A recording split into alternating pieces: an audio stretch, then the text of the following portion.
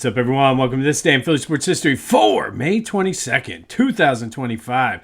I'm your host, Jim Montgomery. Welcome to a Thursday edition of the podcast. A rainy, dreary Thursday. However, the party lives on for another year. The Tush Push will not be banned next year. It is staying. Needed 24 votes. It got 22. So shout out to the Ravens, Browns, Lions, Jaguars, Dolphins, Patriots, Saints, Jets, and Titans for doing the right thing and not being jealous, not being haters, not being whatever you want to call them, and understanding that this play is not about safety. It's not about aesthetics. It's about learning how to stop it. You don't want the Eagles to do it? Stop it. But what an interesting day that must have been. I believe they're out in Minnesota, but Jeffrey Lurie brought in Jason Kelce as his special guest tag team partner. And if you're a WWE fan, I picture it being like everybody down at the ring. And Jeffrey Lurie was like, I'm bringing out my special tag team partner, my mystery tag team partner. You wait. And all of a sudden you hear the glass shatter and he comes walking out like Stone Cold and it just goes on a soliloquy. But in all seriousness, it was a smart move because he's been cited a lot of times as, oh, well, he retired because he didn't want to do the tush push. He made a comment about it's a grueling play or something, and they twisted his words to make it seem like that's part of why he retired. Came out, set the record straight, and it was enough to sway at least two other teams to vote the Eagles' way.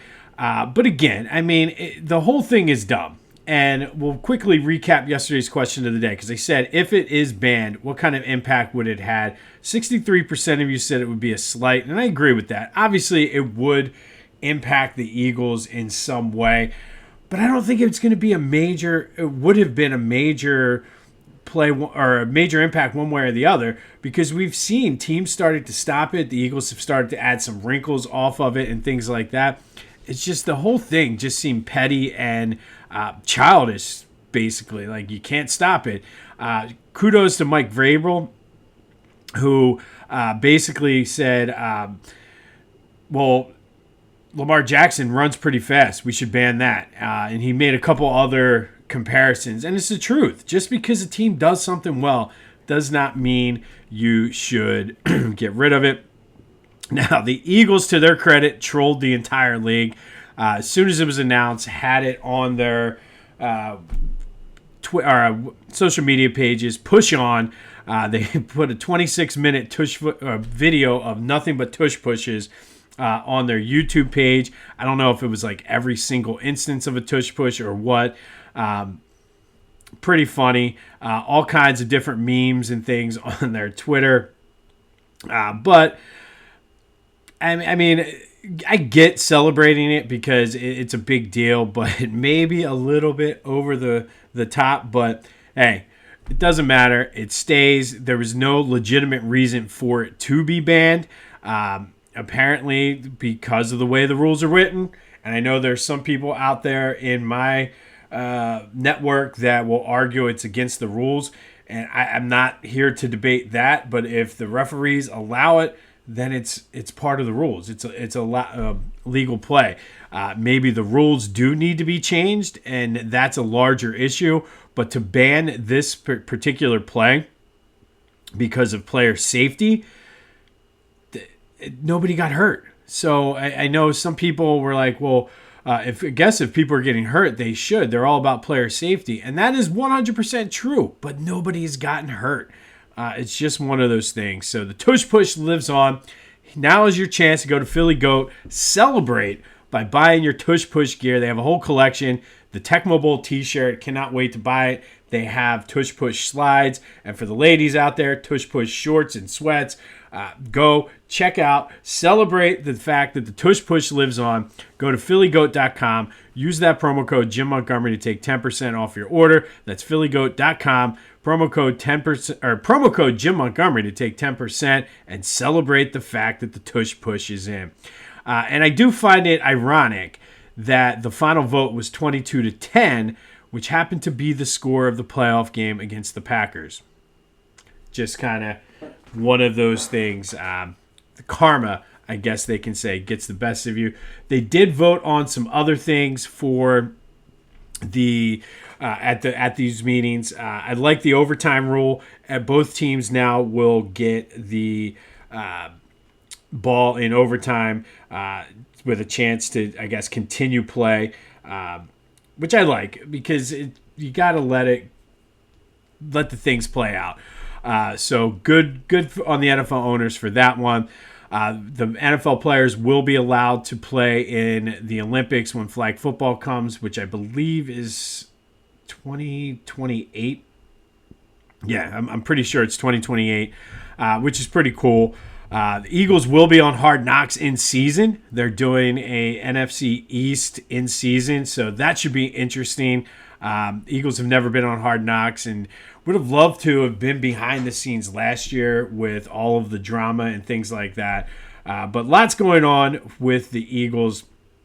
But the big story is, thanks to our old pal and mystery tag team partner, Jason Kelsey, the Tush Push lives to fight another year. And again, I mean, celebrate, be happy, buy the gear from Philly Goat.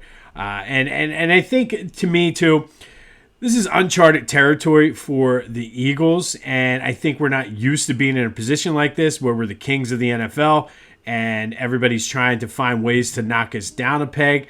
So gloat, celebrate, be happy, be excited, because you know what? That's that new Philly attitude and mindset that I talk about all the time. Celebrate, gloat, talk some shit on some people. Let it go. Come on. Like I said, let's embrace the fact that the Eagles are indeed the gold standard of the NFL. So celebrate away. Go to Philly Goat. Get the Tush Push gear. Go Birds. All right, let's do some quick housekeeping. Be sure to follow me on social media, Jimbo_Mont on Twitter and TikTok. On Instagram, at Philly Jimbo. Subscribe to the YouTube channel, Jimbo_Mont, and continue to spread the word. And if you are listening to this on Apple or Spotify, leave a review. Give it a 5-star or 6 stars, 4 stars, how many ever stars there are. All that stuff helps us with the algorithm and become more visible as we go. So take 2 minutes, leave a quick review, leave a quick rating, comment, all that other good stuff. It all helps the algorithm, which I still don't understand, but everybody tells me it helps it. So help a brother out. Yesterday, I mentioned High Hopes by Harry Callis was our song on the Summertime Philly Sports playlist, and I mentioned that the original was by Frank Sinatra. There is another Philly sports tied to the Frank Sinatra version. In Rocky Balboa, when he comes out to fight, I forget the guy's name now, but it's Tarver. He comes out to High Hopes by Rocky and Jim Lampley and Max Kellerman and all those guys talk about, oh, he doesn't have any hopes or whatever. So there is a Philly tie to that one as well. Knicks lost yesterday. They choked. Absolutely choked, and I cannot be happier. All is right in the world. The Tush Push lives. The Knicks choked against the Pacers. The more things change, the more they stay the same. All right, I've been mentioning our new sponsor, Lotwin. Go to lotwin.com, Lotwin. They have custom-made hype chains. These things are phenomenal. Send him over your design. Get your however you want it. He'll work with you. These things are amazing. They're great for like fantasy football, little league teams. I mentioned swim teams, basketball, whatever you got going on. These things are great. Great way to get kids and adults alike pumped up and ready to go. Get them for your high school teams, whatever you need. They can do them custom made. Use the promo code CCCPOD for 10% off of your order. That's lotwin.com. Promo code CCCPOD for 10% off of your order. These things are amazing. You can get your face, buy your wife an anniversary present, and put her face on a hype chain. Whatever you got, Lotwin's got you covered with that. Union move on to the quarterfinals in the U.S. Open Cup with a 4-1 win over the Pittsburgh Riverhounds. I watched the first half of this game. It was on Paramount Plus, and they were shorthanded, and they dominated this team the way they should have. The Union are actually a pretty good team. So if you've been thinking about getting into soccer, might not be a bad time to flip on the Union. They're in first place in the Eastern Conference Final, but they're moving on to the quarterfinals. I guess they reseed everything once I don't know if they just shuffle it and randomly, if there's a rhyme or reason to it, but the draw for the quarterfinals will be announced today. And then, of course, they have that big game against Miami on Saturday. Messi, last I heard, Messi is going to play in that game. Likely will be a sub. So looking forward to taking the kids down to that as well. Thank you, Penn Medicine, for the tickets for that. But the Union move on in the U.S. Open Cup 4-1 over the Pittsburgh Riverhounds. Find out who their opponent will be in the quarterfinals today. I was looking at some of the teams remaining. It looks like a ton of MLS teams. So it would be, if nothing else, just good experience for the Union to play in this. I did not catch any of the Phillies game last night. I've told you my state testing run is over. I slept in today. I'm exhausted. It's been a long month or so. But if you didn't see it, the Phillies did win once again. That's 3 in a row over the Rockies. They take that series 9-5. And we had a JT Realmuto sighting. JT went 3 for 5 with a double homer and 3 RBI. Trey and Bryce Harper both also hit home runs. Taijuan Walker was solid once again. Went 5 innings. They had him on a pitch count, but he was pretty solid, did what he needed to do. His ERA is under 3, so completely different pitcher than what he was last year. They look for the sweep this afternoon before going out to, I believe it's I don't know if they're in Sacramento, Santa Clara, somewhere out in Central California is where the A's are playing. So weekend series against the A's, but good win for the Phils. They look for the sweep today. Ranger Suarez going on the mound. And that begs the question, and that's going to be today's question of the day. The Phillies are back. They have the best record in the National League, second best record in Major League Baseball, and they're just now starting to play their best baseball. I'm all in on the Phillies, but that's today's question of the day. We're going to do a modified vibe check today. Are you back in on the Phillies? 267-495-8531. That'll get you into the Back to the Future voice and text line. Get that. Anything else Philly sports related off your chest. But I am in. Yes, they're playing some crappy teams right now. However, sometimes you need those teams on your schedule to get things going and get things right. And the Phillies certainly have taken advantage of getting things right against these teams. And listen, Alabama throws a cupcake on there every now and then to get ready for SEC play. So nothing wrong with the Phillies playing a few cupcakes to get it going. The A's are a little bit of a step up from the Rockies, who essentially are a low AAA team, but that's all right because they're getting the things going, they're getting timing and all that. So Phillies, Rockies this afternoon as they look for the sweep. But I'm in. But let me know what your thoughts are. Are you back in on the Phillies, or are you just waiting until October? I know there's a lot of people that are still saying, wake me up in October. But I'm in, man. This team is starting to become fun to watch. They're doing all of the things that we complained over the past 3 or 4 years that they don't do. They're fun, man. They're fun. You're missing out if you're not watching. So are you in on the Phillies is today's question of the day. 267-495-8531. That's the Back to the Future voice and text line. But we're back, baby. We're back. Andrew Painter pitched again last night up in Lehigh Valley. Went 4 innings, gave up 3 hits, an earned run, and struck out 7. Seems like things are progressing very, very nicely for Andrew Painter, who should be up here sometime the end of June or so. I don't know if they're ever going to move up that timeline. Dombrowski's been very clear that that's what the expectation is, but he's been solid in 3. I think he's got 3 or 4 starts, and he's been solid in each of them. So won't be long now until we see the debut of Andrew Painter. And then a little side note, I have to mention this. Big part of that 2022 run started the spark against the Cardinals in the 9th inning. That rally was a huge contributor in the Braves series in the NLDS. Gene Segura has hung up his cleats, retired after 12 seasons in the majors, came to the Phillies in 2019, and as I said, was a huge part of that postseason run in 2022. So Gene Segura, great career. Enjoy your retirement. Be sure to check out my boys over at the Clashing Conferences podcast. Lots of great things happening on their Sports Fan Network. We are a part of their Sports Fan Network. Things have been going great. Very happy and pleased. Meeting all kinds of great people. You can too. So go to clashingconferences.com. See what they have to offer. How you can get involved. Get your voice heard. And if you are in need of media services as well, Steven's got you covered with that. All the information you need is on theclashingconferences.com. So go check them out. See how you can get involved. And it's Thursday, so new podcast drops today. Another one will drop tomorrow. But great guys, great people from around the country. So go check them out and see how you can get involved with them. All right. Yesterday's trivia question. I asked you, who is the all-time leader in home runs hit by a Phillies pitcher? There are two of them, and they're both tied with 11 home runs each, and that is one Rick Wise and Larry Christensen. So thank you for participating in the trivia question of the day. Rick Wise had 6 of them in the 1971 season, which just is incredible. He hit 2 in a game in which he pitched a no-hitter. So it just goes to show you what kind of player Rick Wise was. But Larry Christensen and Rick Wise are the Phillies' all-time leaders in home runs hit by a pitcher. We'll have another trivia question later. And the Discord channel is live.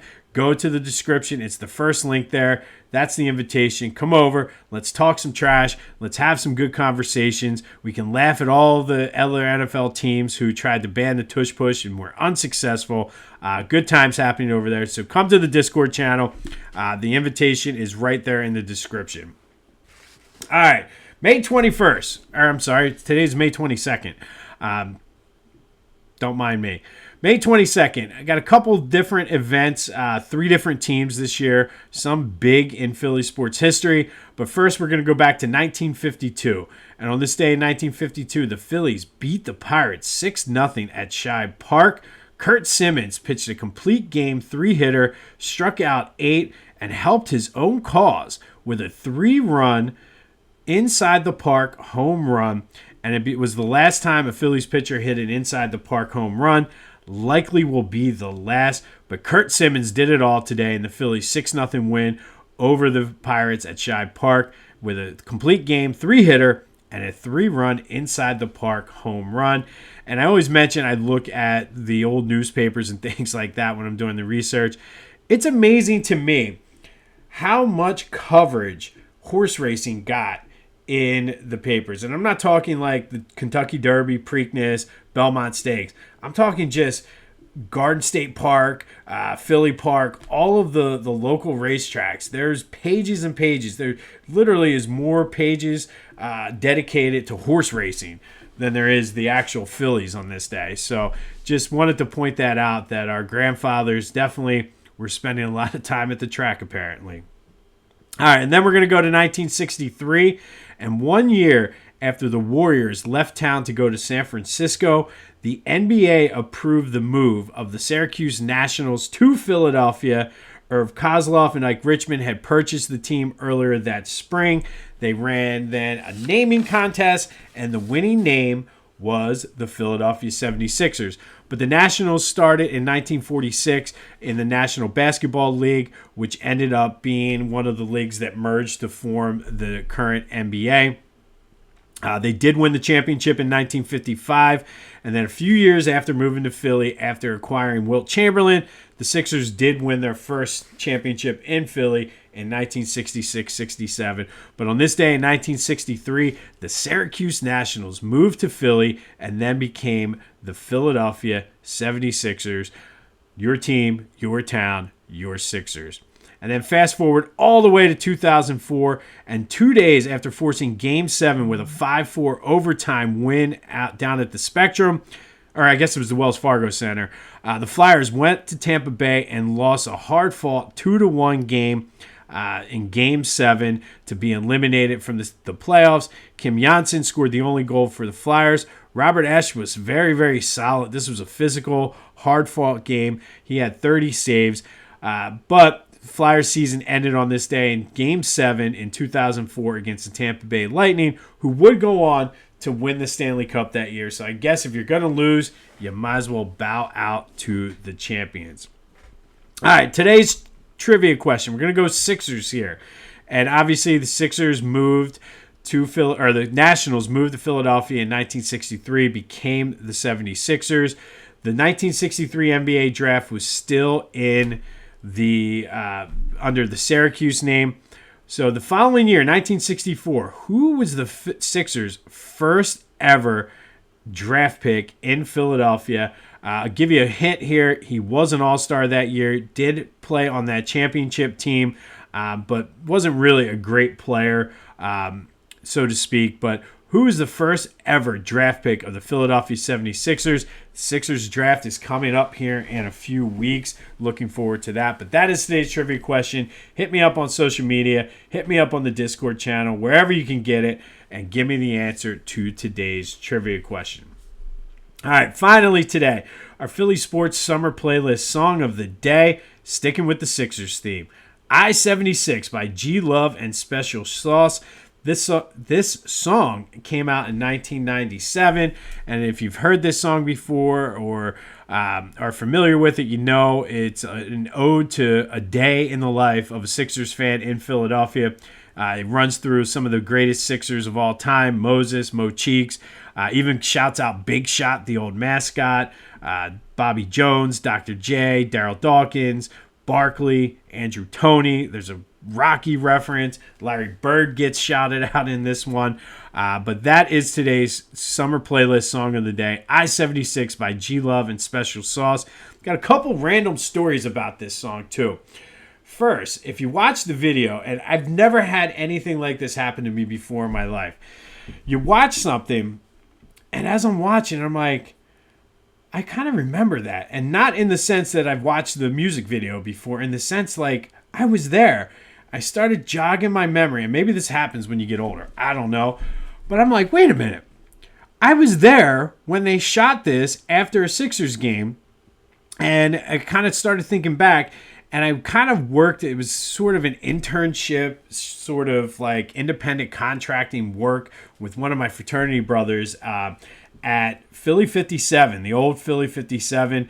The studios were down by, I believe, where the Whole Foods is now in Fairmount, and I worked it. So I was on the court when if you watch the video, when they're on the Sixers court, they did it after the game. There was like a special invitation for a certain amount of fans, whatever. We were there. I was the sound guy, and I remember just being there and them recording. Completely was out of my mind that I was there until I started watching the video again. So I was there for the recording of parts of this video. And then just a random tidbit that I don't even know if anybody cares, but you know how people say, oh, I've seen Dave Matthews this many times. I've seen this guy this many times, blah, blah, blah, blah, blah.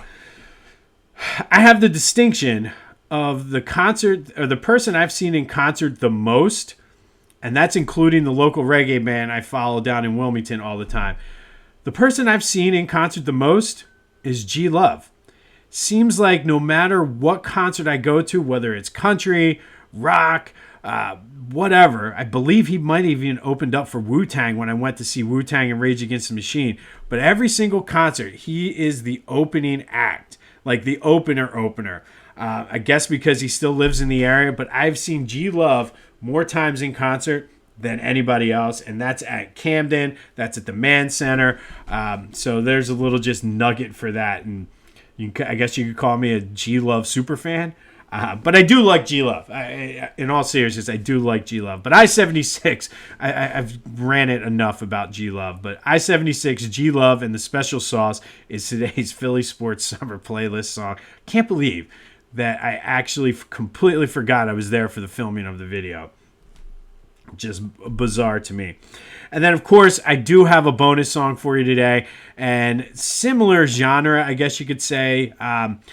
Maybe not the same genre, but similar vibes. We're going to go with the Roots here. And one of my all-time favorite Roots songs, The Seed 2.0. That is our bonus track. Roots, love them. I've seen them quite a few times too, all the years at 4th of July down on the Parkway. So give some Philly love on the Philly Sports playlist today. I-76G Love is our song, and our bonus song is The Seed 2.0 by The Roots, who are now on the Tonight Show band. On this day in 2004, Flyers lose Game 7 to the Tampa Bay Lightning 2-1. In an epic, hard-fought series, the Lightning would go on to win the Stanley Cup that year.